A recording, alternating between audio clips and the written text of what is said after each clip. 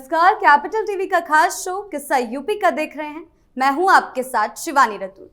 राम मंदिर दान चोरी मामले में अखिलेश यादव सरकार को घेरते रह गए, लेकिन सीएम योगी ने वो कर दिया जिससे सपा प्रमुख की बोलती बंद हो गई। आरोपी को बख्शा नहीं जाएगा। एक तरफ जहां सीएम योगी अखिलेश यादव पर अटैक मोड में रहे, वहीं दूसरी तरफ समाजवादी पार्टी के अंदर से भी सपा प्रमुख पर निशाने साधे जा रहे हैं। मुरादाबाद की सांसद रुचि वीरा ने पार्टी के अंदर चल रही कलह का खुलासा किया है, जो कहीं ना कहीं ओम प्रकाश राजभर से लेकर तमाम नेताओं के सपा में टूट के दावों पर मोहर लगाने का काम कर रहा है। तो कैसे अखिलेश यादव एक चक्रव्यूह में फंस चुके हैं, इसी पर चर्चा करने के लिए मेरे साथ स्टूडियो में मौजूद हैं कैपिटल टीवी के executive editor Rajeev Kumar. Sir, बहुत बहुत स्वागत है। धन्यवाद। सर, राम मंदिर दान चोरी को लेकर विपक्ष काफी ज्यादा हमलावर था, लेकिन अब सीएम योगी ने जो दो टूक कह दिया है, इससे उनको कितना बड़ा झटका लगा है? देखिए, जिस तरीके से योगी का अल्टीमेटम दिखता है वो हर मामले में, किसी एक मामले में नहीं। अगर योगी ने एक अल्टीमेटम दे दिया तो इसका मतलब है कि उनके पास जो इनपुट मिले हैं, यानी प्रशासनिक अधिकारियों ने जो बताया, जांच अधिकारियों ने जो बताया, वो एक टाइमलाइन फिक्स करके दे दिया है कि नहीं, 8-10 दिन के अंदर हम इस पूरे मामले को क्रैक कर लेंगे। इसलिए योगी ने 15 दिन का वक्त दे दिया और 15 दिन का अल्टीमेटम, इसका मतलब है कि 15 दिन के अंदर अखिलेश यादव को जवाब देना पड़ेगा कि उन्होंने जो आरोप लगाया था या जिन लोगों के ऊपर आरोप लगा रहे थे, वो आरोप उन लोगों के ऊपर है या इनके लोगों के ऊपर है। इसलिए योगी पूरे कॉन्फिडेंस के साथ, आत्मविश्वास के साथ ये बात कर रहे थे कि अखिलेश यादव को अब जवाब देना पड़ेगा, लेकिन 15 दिन के भीतर कोई सवाल नहीं उठना चाहिए। 15 दिन तक इंतजार करो। यानी राम मंदिर में दान से चोरी, अब ये चोरी हुई, ये तो नहीं कहा जा सकता कि चोरी हुई नहीं। चोरी में कैश भी चोरी हुई, कुछ पैसे के साथ ज्वेलरी भी चोरी हुई, सोना चांदी भी चोरी हुई। अब ये चोरी हुई, इसकी जानकारी जैसे ही मिली, योगी ने 2 दिन का भी वक्त नहीं लिया, इसलिए क्योंकि उनको पता था कि चोरी हुई है तो चोरी में कोई भी इन्वॉल्व होगा, चाहे उनके पार्टी के समर्थक ही क्यों ना हो, उसको पकड़ कर लाना है। जवाब देना है कि करप्शन पर जो जीरो टॉलरेंस की नीति है वो केवल इन करप्शन के ऊपर नहीं है जो कि सरकार के खजाने से लूटे जाते हैं, बल्कि उन करप्शन के ऊपर भी है जो कि सरकार के समर्थित, जिसकी जिम्मेदारी सरकार की होनी चाहिए, उस मामले में भी है। जैसे सरकार भगवान श्री राम के मंदिर के ट्रस्ट के ऊपर कोई कंट्रोल नहीं रखती। भारत की सरकार या उत्तर प्रदेश की सरकार, उनकी ये भूमिका नहीं है कि राम मंदिर ट्रस्ट है वो कैसे काम कर रही है, किस तरह के काम करेगी, कहाँ से दान आ रहे हैं, कितने दान जा रहे हैं, कहाँ कहाँ खर्च किया जा रहा है, इसमें सरकार की भूमिका नहीं है। जैसे साउथ इंडियन स्टेट्स में है, कई स्टेट्स हैं, आंध्र प्रदेश से लेकर तमिलनाडु तक, वहाँ मंदिर के ट्रस्ट पर सरकार का कंट्रोल होता है और सरकार उस कंट्रोल के साथ वहाँ जितने पैसे आते हैं मंदिर में, उन पैसों को सरकारी खजाने में डालती है और फिर कल्चरल ऑर्गेनाइजेशन को देती है, जिसमें से ये माना जाता रहा है, उसका विरोध किया जाता रहा है, इसलिए कि मंदिर के पैसे से मस्जिद की कमेटियां चलती हैं। वहां पर अल्पसंख्यकों को, यानी कि क्रिश्चियन को, चर्चों को या फिर मस्जिदों को, यानी मुस्लिमों को जो पैसे दिए जाते हैं, उनके डेवलपमेंट के लिए जो काम किए जाते हैं, धार्मिक समितियों को दिए जाते हैं, उसमें हिंदू मंदिरों के पैसे का उपयोग किया जाता है, जबकि मस्जिद और चर्च के पैसे का उपयोग कभी भी हिंदुत्व के लिए नहीं किया गया, हिंदुओं के लिए नहीं किया गया, मंदिर के लिए नहीं किया गया।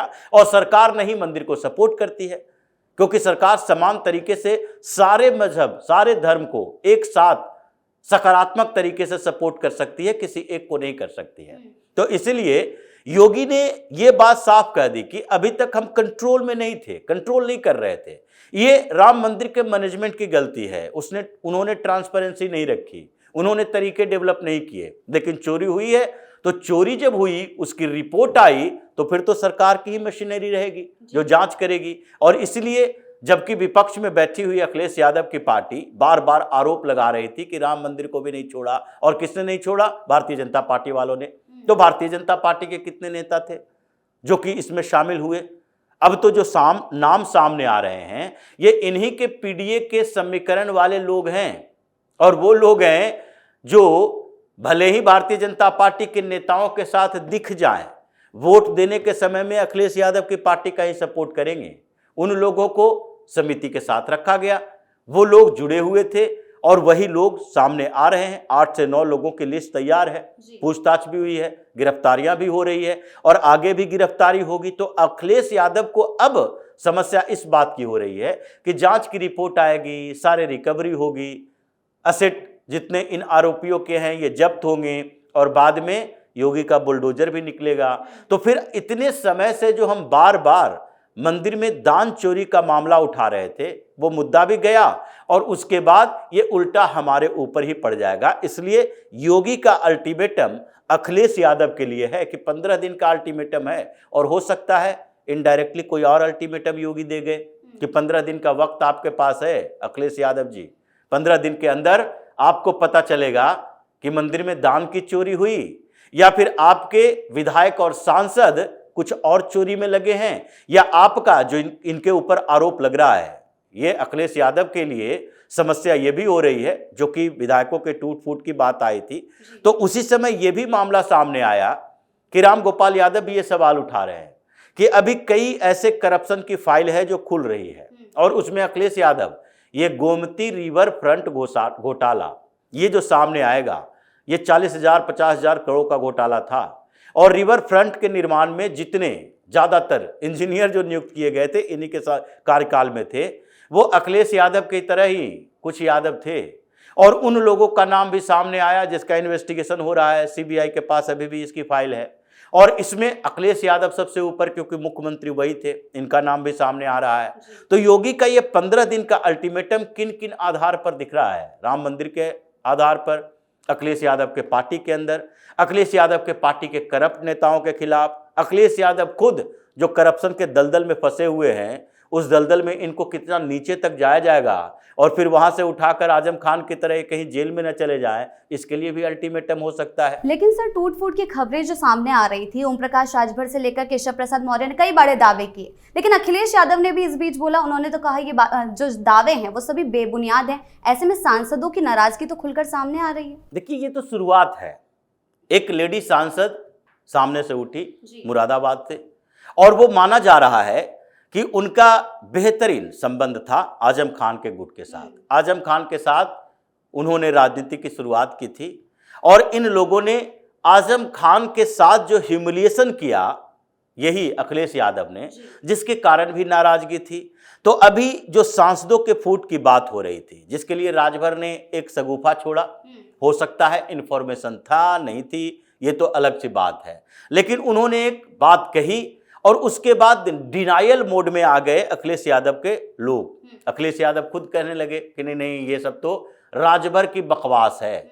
लेकिन राजभर की बकवास के बाद 1-2 दिन के अंदर ही इसी तरीके की खबरें जब आने लगी कि देखो भाई, अखिलेश यादव के सांसद, जिसकी एक मीडिया रिपोर्ट में भी जिक्र किया गया कि नहीं, अखिलेश यादव के जो सांसद हैं 37 सांसद हैं, लेकिन जब उनसे बातचीत की गई तो 16 से 18 सांसद ऐसे हैं जिन्होंने फोन तक न उठाया।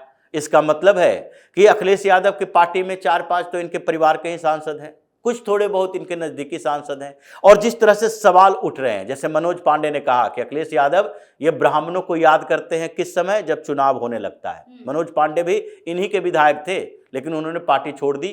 पिछले राज्यसभा चुनाव में भी क्रॉस वोटिंग हुआ था, तो उसके बाद उपचुनाव में फिर से जीत कर आए। ये इन्हीं के विधायक हुआ करते थे, लेकिन अखिलेश यादव से इनकी बनी नहीं, वो भारतीय जनता पार्टी में आ गए, आज कैबिनेट मिनिस्टर है। उन्होंने भी यही बात बोली है कि देखिए, अखिलेश यादव को उस समय याद आता है कि हम ब्राह्मण हैं और ब्राह्मणों के साथ हमारा तालमेल अच्छा होना चाहिए जब चुनाव होता है। इसीलिए बाद में ये बात चली कि सनातन पांडे उस बागी गुट का नेतृत्व कर सकते थे, क्योंकि ब्राह्मणों की बात आई थी। लेकिन सिर्फ ब्राह्मणों की बात नहीं है, ये समाजवादी पार्टी के सांसदों की लिस्ट बढ़ रही है। मुरादाबाद से चली है, अब फर्रुखाबाद भी पहुंचेगी। और ये जिस तरीके से आरोप लगाए हैं कि सपा के अंदर गुटबाजी है, भले ही जब तक पूरे फाइनल नहीं हो जाते कि नहीं नहीं इतने सांसद हैं जो समाजवादी पार्टी छोड़ रहे हैं, यानी 25-26 की संख्या पूरी नहीं हो जाती, तब तक कोई भी सांसद ये नहीं चाहेगा कि अखिलेश यादव के ऊपर डायरेक्ट आरोप लगाएं। तो इसलिए उन्होंने कहा कि नहीं, नेतृत्व में अखिलेश यादव क्या चाहते हैं, अखिलेश यादव के हम साथ हैं, लेकिन पार्टी के अंदर गुटबाजी जो चल रही है, महिलाओं को अपमानित किया जा रहा है, महिला सांसद विधायकों को अपमानित किया जा रहा है, ये तो दिख रहा है कि समाजवादी पार्टी में सब कुछ अंदर से ठीक ठाक नहीं चल रहा। तो इसका मतलब है अभी लिस्ट तैयार हो रही है, लोगों से संपर्क किया जा रहा है। जो 16 से 18 सांसद फोन बंद करके बैठे हुए हैं, इसका मतलब है वो अखिलेश यादव के लिए भी रीचेबल नहीं है।